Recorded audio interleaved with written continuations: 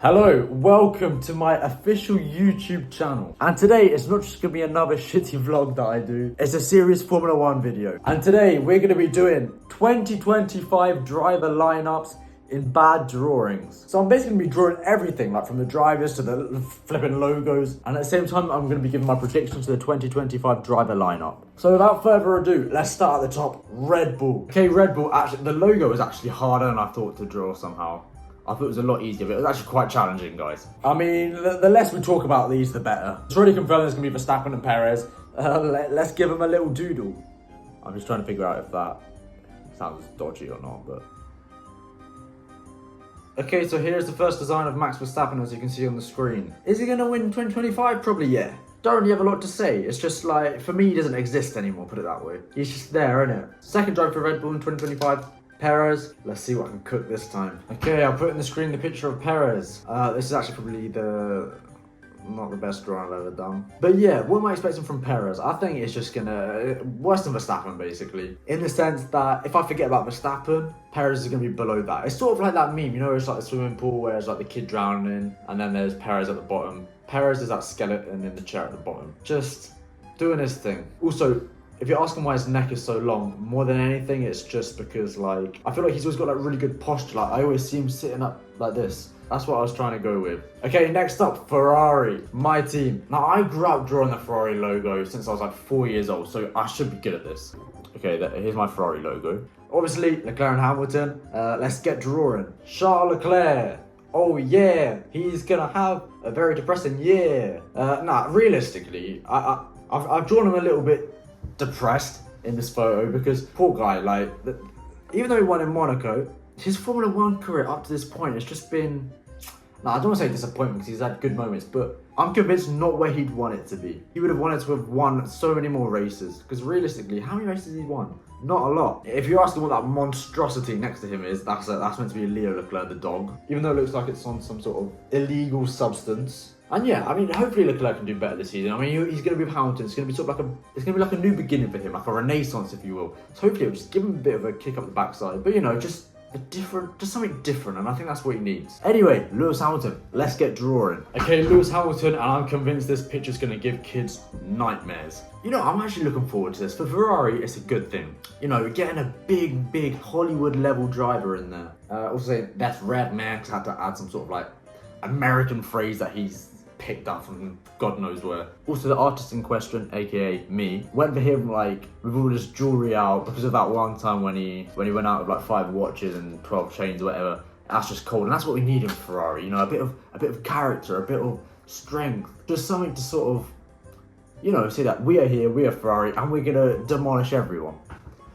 Is that gonna happen? Probably not. But next up, Aston Martin. Okay, Aston Martin, and in terms of drawings, this is probably going to be the best one you're going to get today. Okay, the first driver, as confirmed, Fernando Alonso, the boss. In the drawing, I was trying to go for that picture, you know, of him, like something like with the 2 girls. I couldn't be bothered to draw the 2 girls, so just wrote girl 1 and girl 2. But anyway, what do I expect from him next year? I mean, Aston Martin, let's be real, it isn't looking great. But you never know, 2025 is a long way away, a lot could change between now and then. And I think, realistically, no matter how old he is, no matter what car he's in, Alonso always outperforms the car. And I think he's going to do decent. You know, he's still got 1 more left in him. But anyway, moving on to his partner. Now, this is tough. This is tough. I cannot think of who could possibly fill in that seat. Oh wait, of course, that's it. Lance Stroll, of course he's going to be in there. Yeah, I had a bit of fun with this drawing, I can't lie. If you're wondering what happened to his mouth, I was trying to demonstrate how he's got nice teeth, let's be real. But he's also a mouth breather. I tried to picture that. Also, the t-shirt, this tea costs more than your rent. Standard. But yeah, and I think he's going to have another, like, just standard season. I think realistically, he hasn't got the highest expectations. I don't think anyone really expects him to challenge at the top end of the grid. So another standard season. I can't see Aston Martin, you know, doing anything special next year. This is when they'll actually be faster than the Ferrari. But okay, next up, Williams. The logo, it's as easy as it gets. Okay, driver number 1, it's already been confirmed. Alexander Albon. And I think this is actually the worst drawing. This would actually keep me up at night. Like, I've got it here and I'm trying not to look into its eyes. But yeah, I was just trying to show that, in my opinion, I reckon he's happy there in Williams. You know, I always see him with a smile on his face. Every single race week, he's always smiling, always happy. I think he likes having that role, sort of like the team leader, like everything revolves around him, let's be honest. But will he be happy in 2025? Because in my opinion, and I think in a lot of people's opinions, the second driver with him is going to be Carlos Sainz. I think this might actually be the worst drawing that you're going to get. So I tried to be artistic with it. I tried to sort of like shape his face like a chili. But yeah, he looks more like flipping Cal the Dragon. But anyway, ignore the gremlin-like drawing. Carlos Sainz in Williams, now that's very, very interesting. And I think it's going to cause a little bit of spice. Hence the chili that he's holding in his hand. Actually, is more sort of like hovering in his hand. But yeah, I think he's definitely going to be up there with Albon. If anything, in my opinion, he's actually a better driver. Might take a couple weeks for him to sort of like find his groove, you know, get in there and start actually challenging Albon. But I think once he gets to that level, it's going to be fireworks in Williams. I'm just hoping that they've got a competitive enough car to sort of, you know, make these battles worth it. Because if they're just fighting for like 15th place, then I think it's going to be very interesting. And I'll be real, I can only see it being a 1-year contract, because next year we're going to end up in Audi with Hulkenberg in it. Next up, Stake Kick Team Sauber. I feel like there's another word in there that I'm missing. Stake Kick Formula 1 Team Sauber. Okay, they've already confirmed the number 1 driver. Nico Hulkenberg and his long ass neck are going to be sitting in that Sauber. Hulk in green, things you have to see. And I think he's just going to be there. You know, he's going to bring that experience with him. He's going to, you know, sort of guide the team in a good direction. And yeah, be interesting to see what he could do. His partner, on the other hand. Okay, hear me out. Actually, I've got him here. I'll introduce you to him. Okay. Yeah, just sit there. Just say like hello, and like say your name, whatever. Ciao, sono io, Antonio Giovinazzi. Okay, hear me out, Antonio Giovinazzi. Bro, he's been cooking in the Ferrari. Maybe not in Formula 1, but still in racing. And I reckon if he carries on this way, he's going to get that call up. And I know this is actually very unlikely, and it's definitely not biased at all. Come on, everyone wants to see it. Everyone misses him.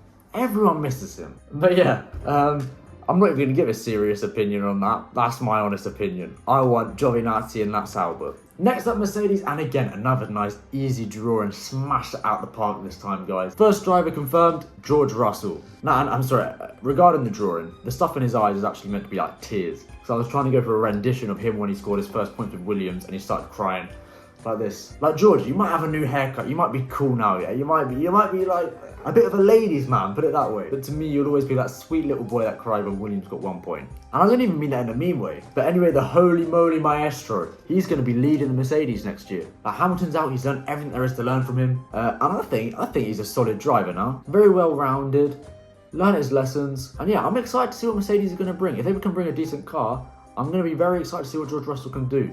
However, I'm going to be more excited for his future teammate, which will be no other than Kimi Antonelli. Kimi Antonelli, the Ayrton Senna rebirth. That's right, I can see this guy in Mercedes straight away. Toto Wolff's already made it clear that he's in the future plans of Mercedes. FIA has reduced the age to get his super license to 17 years old, purely just for him. He's having a decent year in F2, and I think Mercedes are ready to make that risk. George Russell's up there at the same level as Hamilton now, so they've still got a world-class driver on their hands. And I think it will actually benefit the team and Russell as well by having sort of like a number 1, number 2 driver. And what do I expect from Kimi?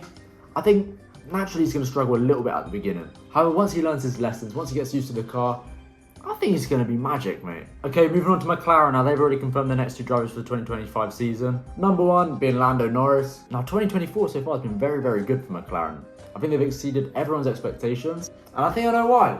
Lando Norris's little touch. You know, ever since he's grown that out, they've been on fire, they've been unstoppable. If anything, they've leapfrogged Ferrari. And I think they're actually the closest to Red Bull at this point. 2025, if they carry on the same tracks they're on now, it could be a very, very successful season for them, and Lando Norris in particular. And obviously his teammate, Oscar Piastri, remains the same. I'm a big fan of this guy. And I think in 2025, he's going to be very much up there with Norris. Like, even this year, he's had some races where he's actually been faster than Norris and you know, showing signs that he could actually, you know, be the front runner in certain races. So 2025, very excited to see what Piastri brings to the table. Moving on to Alpine, and I've heard a couple of rumours about them. Talking about them ditching becoming a manufacturer and becoming a customer, so basically using the engine from someone else. Don't know who that might be, maybe Mercedes, don't know. But yeah, obviously, I reckon Pierre Gasly is going to be staying there. If anything, it's a good idea to split him and Ocon up. I mean, I like the idea initially having 2 French drivers for a French team, but history repeats itself. Them two just don't get along. And you know, when your team's in a bad situation like Alpine are currently in, you sort of need your drivers on board. So in my opinion, they made a decent decision to get rid of Ocon. But yeah, Gasly, I think he really needs the Alpine to perform, because for me, he's a top driver. Remember the 2021 season? He was on fire. Like, he had so many top 6 finishes in an AlphaTauri. So I think he demands a decent car. If not, he's just going to keep on getting bolder and bolder and keep on losing more hair. The second driver, however, Jack Doohan. Currently the reserve driver for Alpine at the moment. Most famously known for having nice hair. But he seems like a decent driver anyway. I can't lie, I never really heard that much from him until people started commenting on my video saying that I look like him. Realistically, it's just because he's got long hair and that's about it. But from what I've gathered, it seems like he's going to be making his way into the Alpine team for next year. Moving on to Visa Cash Up, Red Bull's Racing, Formula 1 team. I feel like I'm missing another name again. You know the one I mean. So first of all, Yuki Tsunoda, surely he's going to be staying there. He's having an amazing season in there, outperforming the car really. And I think if he's still there in 2026, if I was him, I'd be looking, you know, elsewhere.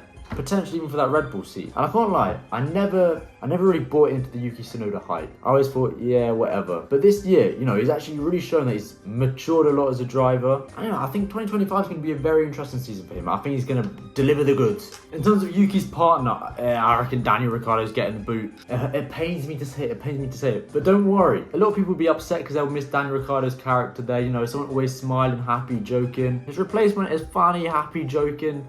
I love him just as much. Liam Lawson. He sounds like a sound guy, you know? Again, from Oceania, so he's sort of got that, like, you know, nice, chilled, likeable personality. Also, I figured out on the drawings how to make the pen a bit thicker, so that's why this drawing just looks so much better than all the others. Now, really, I think this is actually going to keep me up at night as well. But yeah, Liam Lawson seems like a great driver, great guy. Can't wait to see him. Okay, now moving on to some of the more serious teams now. Haas. First up, Oliver Bearman. Bro. El Mago del Motor. Give him a seat in Haas, he'll smash it, trust me. I mean, I'm recording this on Tuesday, and on Friday he should be testing for Haas as well. So, you know, warming him up for next year. And then the second driver, who's it gonna be? That's right, it's the return of the Mick Schumacher. Now, I'd love to see this. However, if he joins, as he's got written on his t-shirt, no more Mr. Nice Guy. Whatever garage he steps into, he needs to step in there with authority. I mean, Haas are no longer in the same position that they were when he was driving for them before. So he's got to be competitive. He's got to go in there and demand the earth beneath his feet. But yeah, now I thought it would be worth maybe going over where some of the displaced drivers will be. You know, the ones that will be leaving, and I haven't mentioned in this video, bear with. Starting off with Esteban Ocon. I was considering, do I put him in that Mercedes seat? But no. I reckon he's going to be Mercedes' third driver or something like that. If not, maybe Kick Sauber. I don't know. But yeah, I'm going to lock in Mercedes' third driver. Daniel Ricciardo. This guy's made for the TV. He's going to be on the punditry team of all the others. You know, interviewing the drivers, making us smile. He's just someone that you can't lose from Formula 1. Finally, my favourite driver this year, obviously after Leclerc, don't get me wrong, Kevin Magnussen. Now this guy, he's literally created a special place in my heart for him. I love Kevin Magnussen. However, I can't see him remaining for the 2025 season. Either he'll be the reserve driver to some other random team like flipping Aston Martin or something like that. However, I see him going back to Denmark and basically opening up a beer factory. I don't know if that's just me, but that's how I see him. Anyway, a bit of a random one. You know, it feels good to put some serious content on my YouTube page. If you want to call this serious content. Oh, now I have to do the part that I hate. If you haven't already, I just cringe doing this. Alright, I'm just going to say it with the most straight face possible. If you haven't already, please follow me on Instagram on my new Formula 1 Instagram page. I will put the username in the comments. The username is Zaniolo.f1. Bro, God forbid if any company tries to make me do any like promotional pieces for them. Anyway, hope you enjoyed. Zane, I'm honestly shocked by how sick was this video.